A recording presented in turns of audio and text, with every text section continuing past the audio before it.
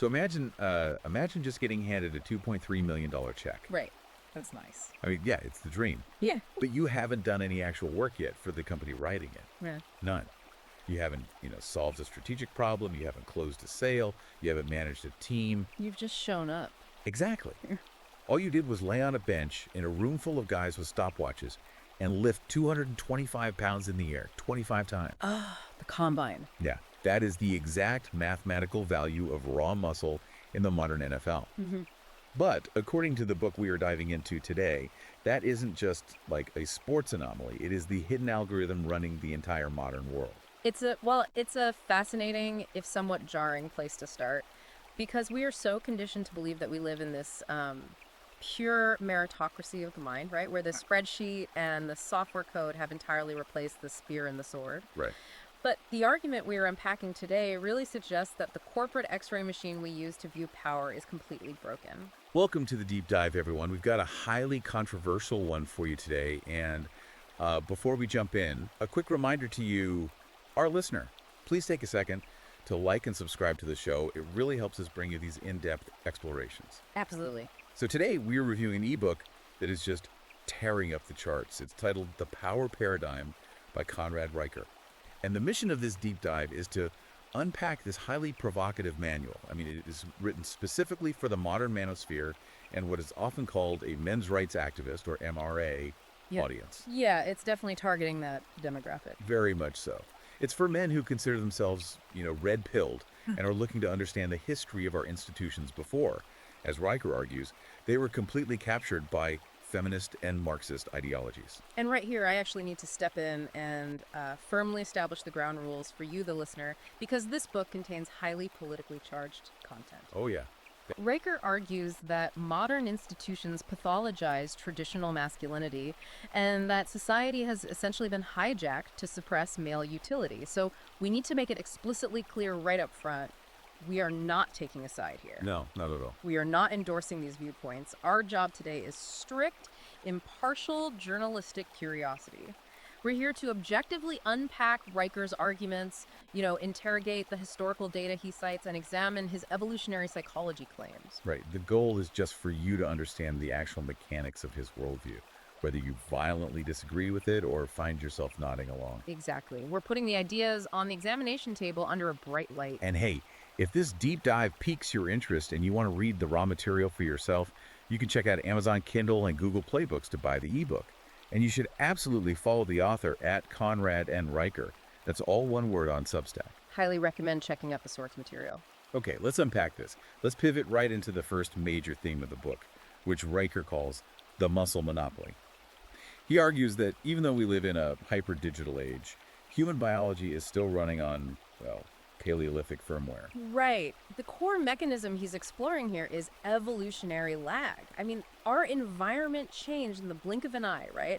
From hunter-gatherer plains to climate-controlled office buildings. Yeah, pretty drastically. But human neurology takes hundreds of thousands of years to update. So when Reicher points to that NFL Combine stat from 2023, where a prospect earned a $2.3 million signing bonus just for his bench press reps, he calls this the muscle-to-money conversion rate. The muscle-to-money conversion rate, wow. Yeah. He's saying that deep in our lizard brain, we don't really respect the spreadsheet. We subconsciously respect the capacity for violence and physical dominance. But he takes it out of the stadium, which makes sense for sports, and brings it right into the corporate boardroom, which is where I think this gets wild. Oh, it gets very wild. He cites this metric, claiming that an additional inch on a Fortune 500 CEO's arm circumference correlates with a 12% pay bump over their, as he calls them, pencil-armed peers. Pencil-armed peers, yeah. I mean, how does that even work mechanically? Are board members literally measuring biceps in the boardroom? Not literally measuring them, no. But subconsciously, absolutely. It ties into what Reicher calls the dominance dividend. And he dives deep into the endocrinology here. Okay, break that down for us. So he points out that every 1 nanogram per deciliter of testosterone adds $847 to a man's annual income, controlling for occupation and education. Wait, controlling for occupation? Yes. So a high testosterone accountant makes more money than a low testosterone accountant? Why? That doesn't make any sense. Well, it does when you look at how testosterone fundamentally rewires the brain's risk-reward circuitry. It's not just about building physical muscle. Testosterone acts on the amygdala and the prefrontal cortex to lower fear and increase status-seeking behavior. Riker backs this up with a famous 2019 Harvard study on financial traders. They found that traders with higher baseline testosterone levels made 10% riskier bets. Which you'd think is a bad thing. You would think so, but because they didn't panic during market dips, they actually outperformed their peers by 14% annually. 14%, just from not panicking. Exactly. And this explains phenomena like Goldman Sachs' lunchtime lifters. Traders swapping stock tips between heavy deadlifts. He argues they are actively manipulating their endocrine system to perform better in a purely cognitive job. I hear that, but I have to push back on this fundamental premise just a bit. Sure. Isn't the whole point of tech, like the entire knowledge economy, that we move past the need for muscles? I mean, look at Mark Zuckerberg. Right. Zuckerberg codes. He built a digital empire that practically runs global communication. He doesn't swing a broadsword. He sits at a computer. Doesn't the tech billionaire completely invalidate the whole muscle monopoly idea? It's a really great question, and Riker actually anticipates this exact critique. He addresses Zuckerberg directly. Oh, he does? Yeah. He points out that in 2023, Zuckerberg didn't post a video of himself, coding a new algorithm. He famously posted a video of himself choking out a jiu-jitsu instructor in a tournament. Oh, wow. I remember that. Right. So Riker's argument is that even tech billionaires who have conquered the cognitive hierarchy, they eventually feel this inescapable biological imperative to project physical dominance. That is fascinating. According to Riker, a body under command signals a mind worth following. The physical competence proves a baseline of discipline that the human animal instinctively trusts. That makes me think of Steve Jobs, actually. Jobs definitely wasn't in the gym deadlifting 400 pounds. No, definitely not. But he was legendary for those intense, hours-long 5-mile walks and runs while having meetings. Precisely. And Riker analyzes Jobs through this exact biological lens. Those intense 5-mile runs weren't just for cardiovascular health. From an endocrine perspective, sustained aerobic exertion of that type lowers cortisol, which is the stress hormone, and spikes free testosterone. Really? Just from walking? Yeah. Brisk walking and running. And Riker argues this hormonal cocktail is what fueled Jobs' famous reality distortion field. When cortisol drops and testosterone rises, the science Riker cites shows men become roughly 19% more persuasive in negotiations. 19%? Yes. They speak slower, they hold eye contact longer, and they project this unshakable conviction. So what does this all mean for the average listener who is, commuting to a desk job right now? Is he basically saying that your ergonomic chair and your standing desk are an evolutionary mismatch? Like, we traded spears for spreadsheets, but our brains are waiting for a mammoth to show up. That is exactly what he's saying. He points out the thermodynamic absurdity of modern life. The average Victorian laborer burned 5,000 calories a day through sheer physical survival. Modern office workers burn maybe 2,000. If they're lucky. Right. And Riker says this is why fitness trackers are a joke to him. He has this quip where he says his Apple Watch vibrated to suggest he trade his barbell for a mindful breathing exercise. And he views that as a systemic pacification of male energy. The core thesis of this first section is really that testosterone sharpens focus, tightens risk calculus, and subconsciously rewires how other people perceive your authority. Okay, so if physical strength and testosterone are the individual currencies of power, how does that buy you tomorrow? Because muscle atrophies, right? You could be the biggest guy in the room, but biology eventually takes that away. It always does. So how does this translate to long-term multi-generational power? And I guess that naturally transitions us to the second major theme of Riker's framework, bloodlines, bottlenecks, and the beta strategist. Yeah, this is where Riker zooms out from the individual to the genetic level. He contrasts two very different methods of building a legacy.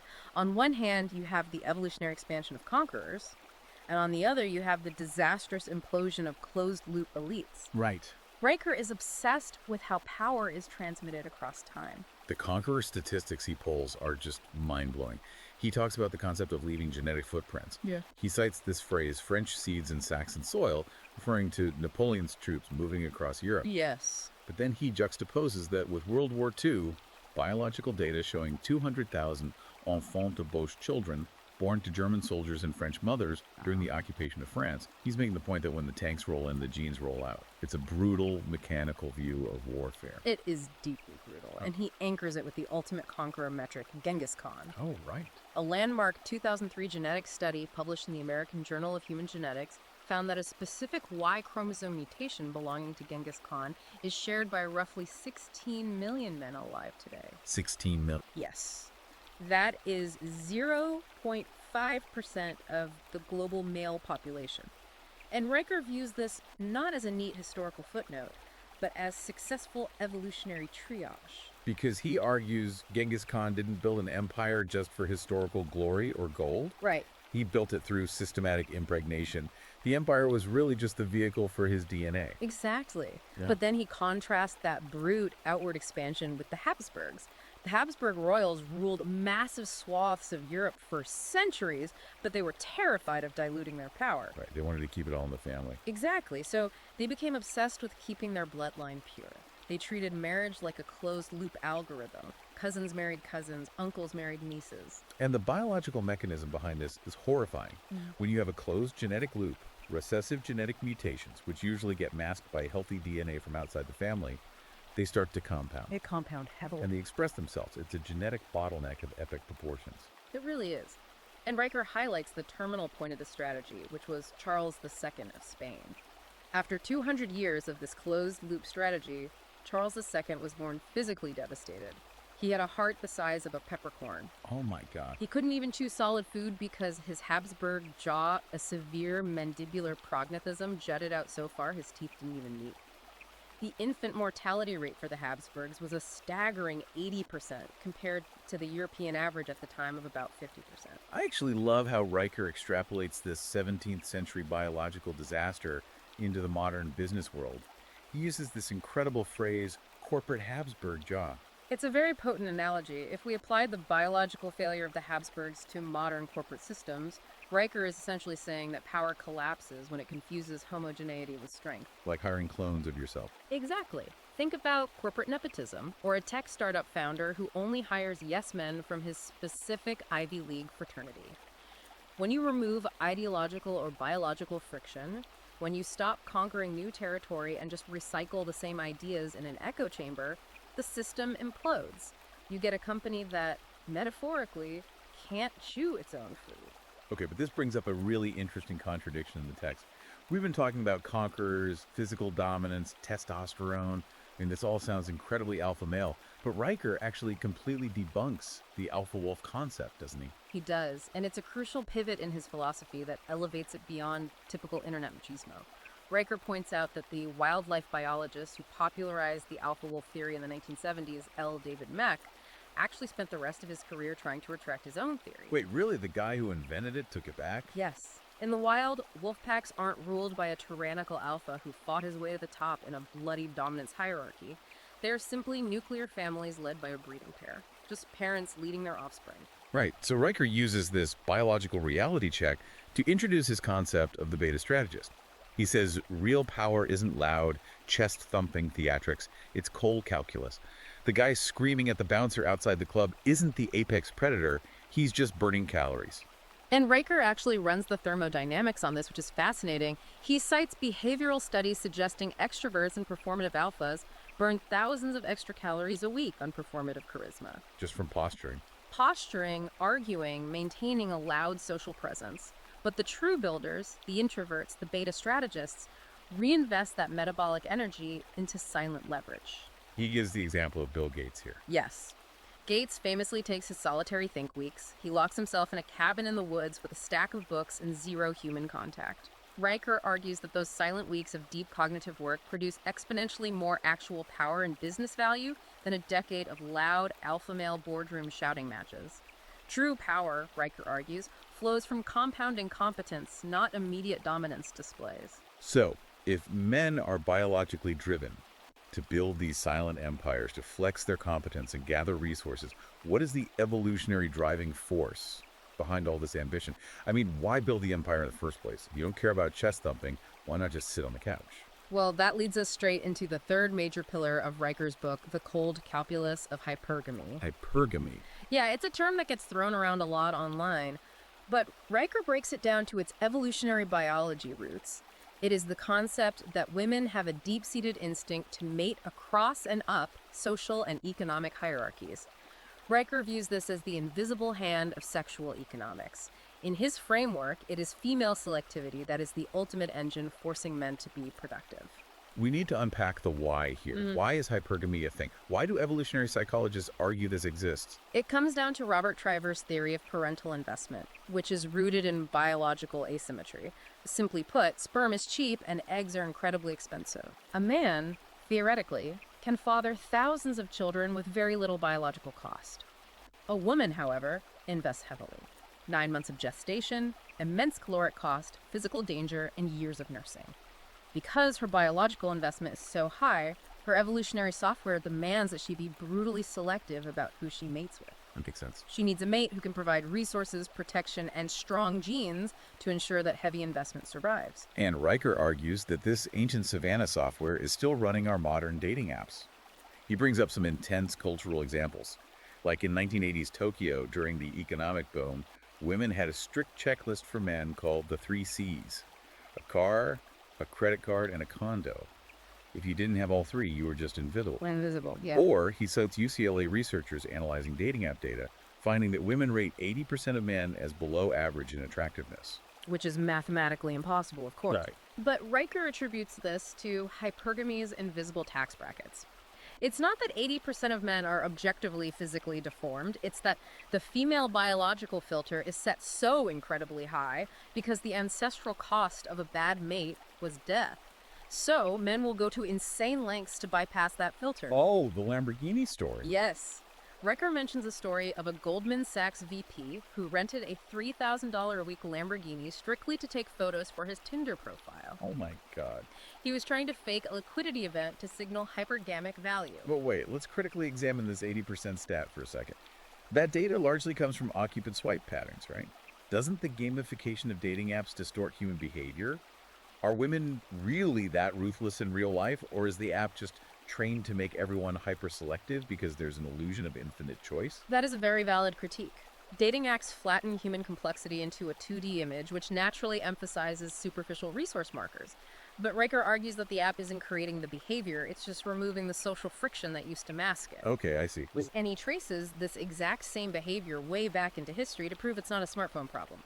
He says Cleopatra didn't roll out of a carpet for Julius Caesar because he had a great personality or nice abs. She traded her charm for Roman legions to secure her throne. It was geopolitical hypergamy. Geopolitical hypergamy. Wow. He makes the same point about Marie Antoinette, actually.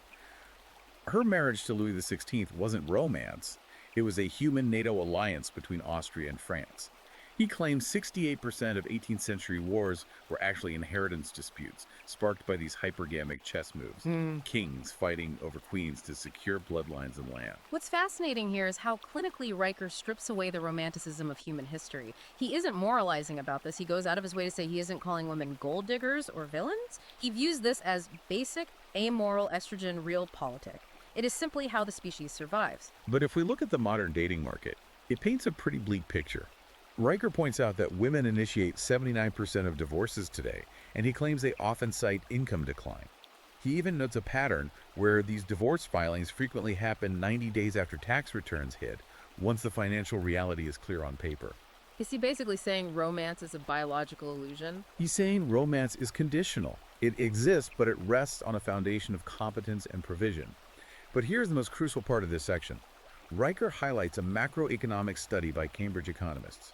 They found that nations with strong female mate selectivity, where women are demanding of their partner's economic status, actually average 34% higher GDP growth. Wait, so female pickiness literally builds roads and skyscrapers? Exactly.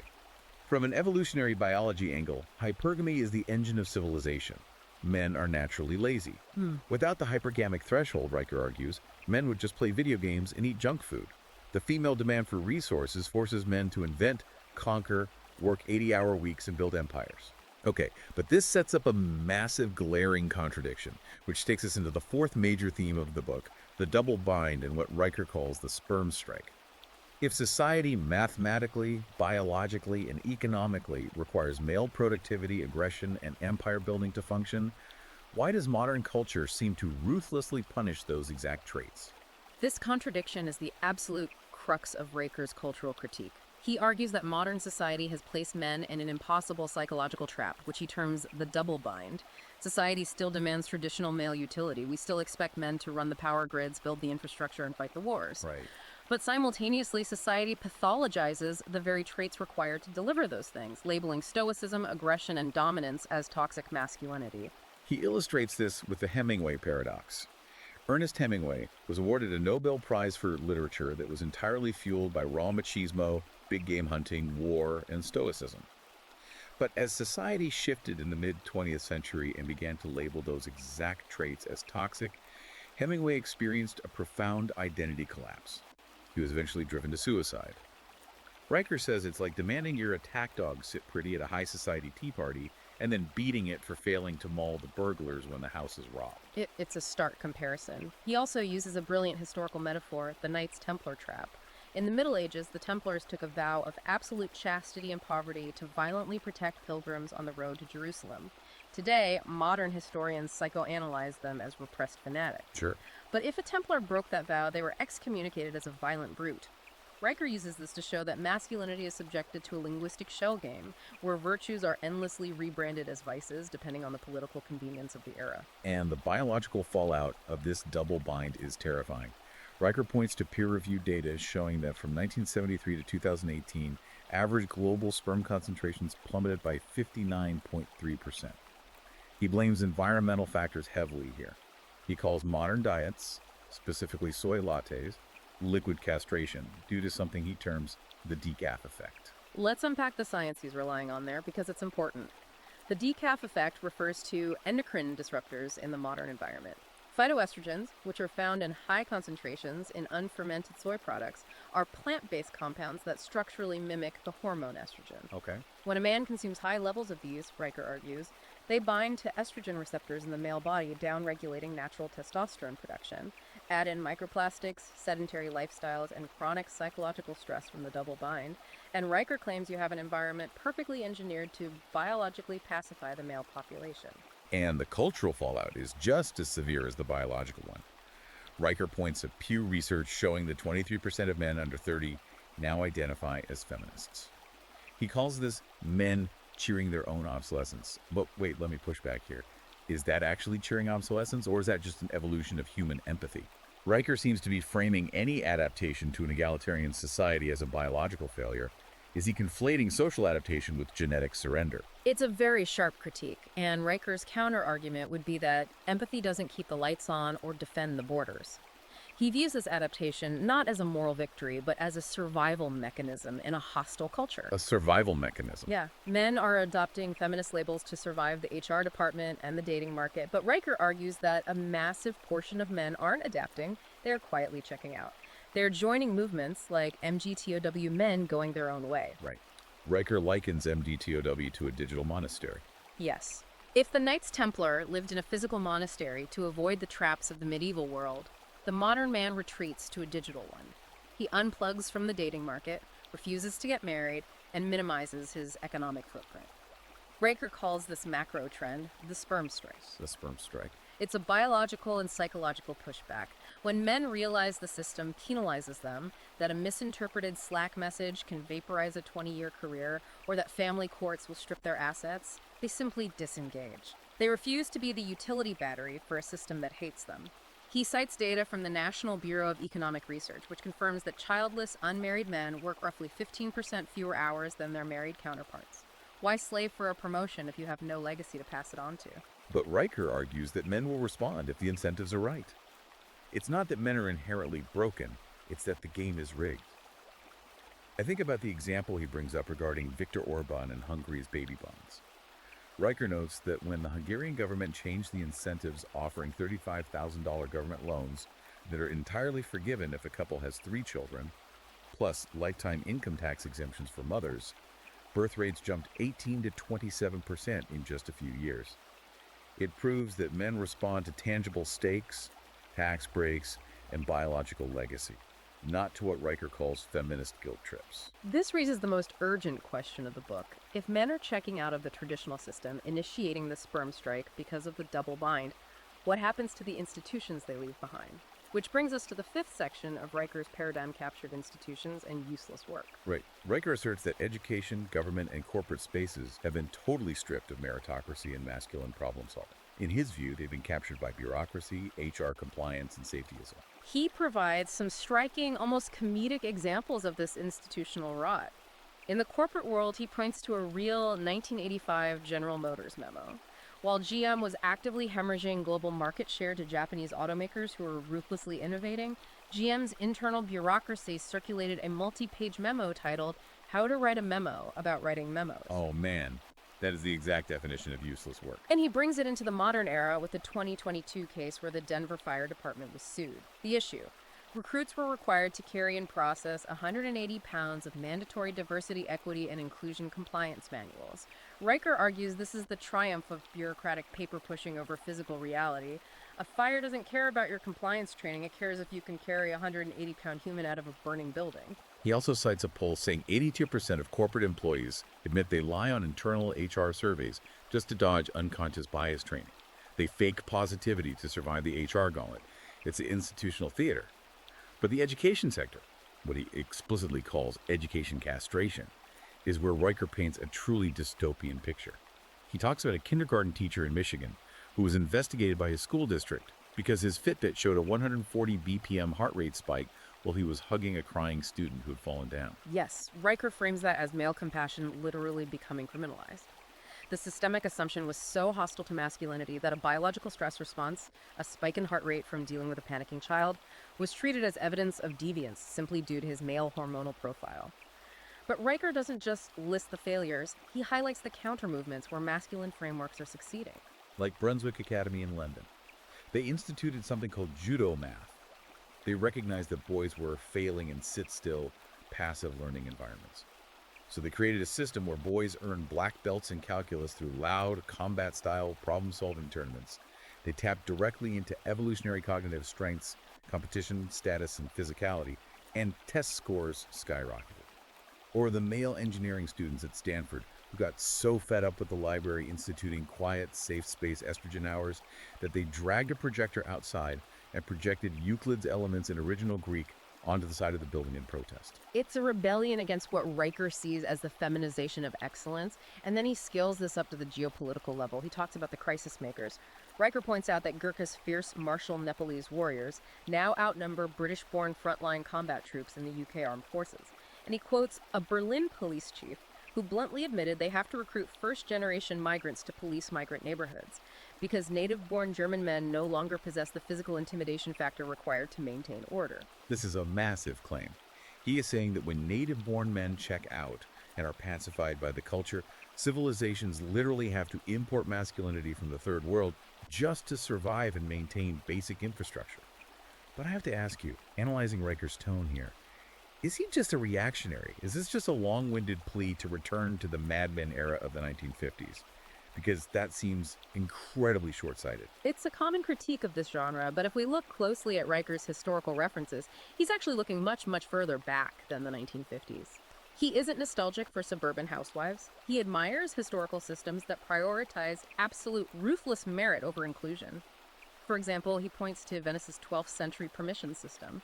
In the Venetian Republic, before you could even be considered for leadership, the state audited the actual physical naval battles you had personally won and the pirate fleets you had sunk.